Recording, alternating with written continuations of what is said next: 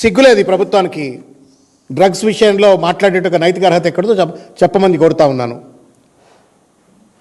మీ కింద 12,000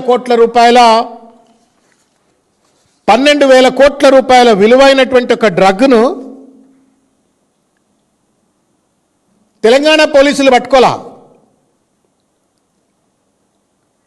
తెలంగాణ పోలీసులు పట్టుకోలే. ఇది కాస్త వాగ్దేవి ల్యాబొరేటరీస్ అని చెప్పని నవోదయ కాలనీ చెర్లపల్లిలో హైదరాబాద్లో సెప్టెంబర్ 5, 25 నాడు పట్టుకుంది ఎవరా అంటే మహారాష్ట్ర పోలీసులు.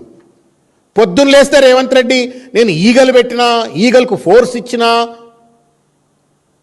గొప్పలు చెప్పుకునేటువంటి ఒక రేవంత్ రెడ్డి గారు లేకపోతే మహేష్ గౌడ్ గారు మీరు సమాధానం చెప్పండి. మీకు చేత కాకపోతే బొంబాయి పోలీసులు ఇక్కడికి వచ్చినారా, వాళ్ళు పట్టుకున్నారా? డ్రగ్స్ నియంత్రణలో మీ యొక్క వైఫల్యం ఎంత స్పష్టంగా ఉందనడానికి కారణం నిదర్శనమే వాగ్దేవి ల్యాబొరేటరీస్లో బొంబాయి పోలీసులు వచ్చి దాదాపు 12,000 కోట్ల రూపాయల విలువ చేసేటువంటి ఒక డ్రగ్స్ను పట్టుకున్నారు. దాదాపు 13 మంది నిందితులను లోకల్ పోలీస్ అరెస్ట్ చేయలే, బొంబాయి పోలీస్ అరెస్ట్ చేసింది. ఎక్కడ పెట్టుకుంటారు మీరు మొఖాలు? పొద్దున్న లేస్తే కమాండ్ కంట్రోల్ సెంటర్లో కూర్చుంటాడు రేవంత్ రెడ్డి. పొద్దున్న లేస్తే ఐజీలు, డీజీపీలు అందరితో కూర్చుంటాడు. పొద్దున్న లేస్తే ఎన్డీపీఎస్ అని చెప్పని పెద్ద పెద్ద మాటలు మాట్లాడతాడు.